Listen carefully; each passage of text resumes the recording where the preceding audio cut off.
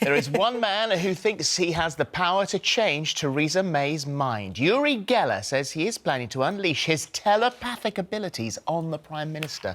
And he joins us now live from the city of Jaffa in Israel. Good morning, Good Uri. morning. Lovely to talk to you.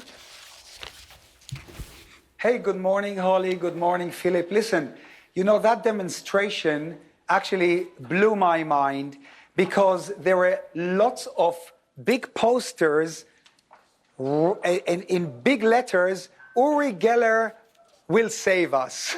Now, I'm not a prophet and I'm not a miracle worker. I'm not a guru, but I believe in my powers. I believe in telepathy. I believe in extrasensory perception, and I believe we can get to the mind of Theresa May. But before we do that, you know, I'm known for my spoons, so let's put that behind our back. I'm going to do something that I've never done on British television. Look at this spoon here. I want the camera to come real close. Basically, I'm melting my fingerprint into the metal. Give me 15 more seconds. And yes, it's happening. I can feel it. I'll now remove my thumb. There you go. And that is, Holly and Phillip, that's my fingerprint inside the metal. If I turn the spoon around, look at it. Wow. It is impressive, Uri. There's no question. I've not seen you do that before, which is that is pretty good. But however, how does that skill translate to the mind of the Prime Minister? Can you get your thumb into her head? Okay. I don't want... Listen, don't be rude now, but I can influence her because when she came over to my home in Sonning-on-Thames, where I lived, she lives in the same village, I took her out and I took a finger and I told her to touch Winston Churchill's spoon. Then I looked into her eyes, I had no sunglasses in, and I said, you are going to be the Prime Minister. You will be the Prime Minister. I really basically bombarded her mind to become the Prime Minister. She laughed. She thought it was a joke. But it wasn't a joke. It really happened. Now, let me tell you how this works. And then we'll all do it together, and I'll explain how we do it. But before that, to the skeptics who say, oh, come on, Uri Geller, he's just a magician. I have the manual of the CIA in my hand. And I'm going to read out the conclusion of the CIA about my paranormal abilities. It's very short. The CIA concluded, as a result of Geller's success in this experimental period, we consider that he has demonstrated his paranormal perceptual ability in a convincing and unambiguous manner. If you don't believe this, just go to the CIA's official website and read it for yourselves. This is what I want to do. I want every morning and every evening, every night at 11:11, everyone who is listening to me and everyone who is concerned that she wants to pull us out of the European Union, this is what I want you to do. You focus your mind on her face. And together with me, I will be focusing my mind power.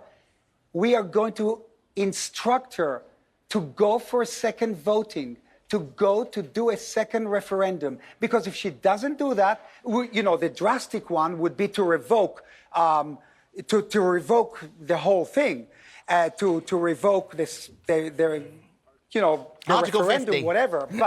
But Uri, Article 50. Yuri, it may not be her. It may not be her decision. I mean, there's talk this weekend that there could have been some sort of coup at number 10 within the cabinet. That the MPs are now wrestle control of Brexit from her. They're the ones that will make the decision.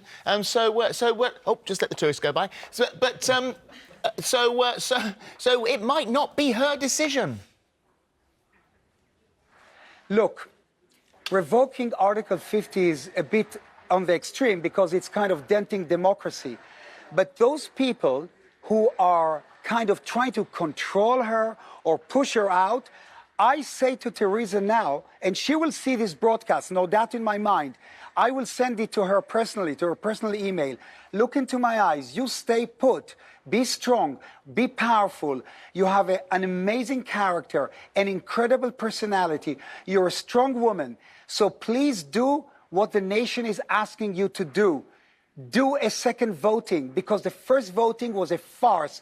It was a joke. They lied to people about NHS getting billions of dollars, pounds, and so on.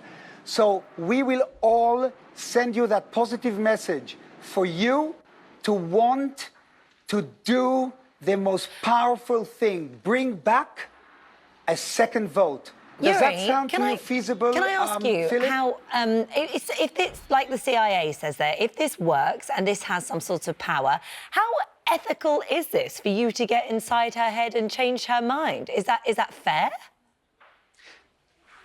Well, that's a brilliant question because, you know, if you remember, I interfered with my mind when England played Scotland and Gary McAllister put the ball down, Scotland's striker, and I moved the ball away with the power of my mind. And that was filmed all over. That was unethical. Here, I'm really concerned. Maybe you have a point.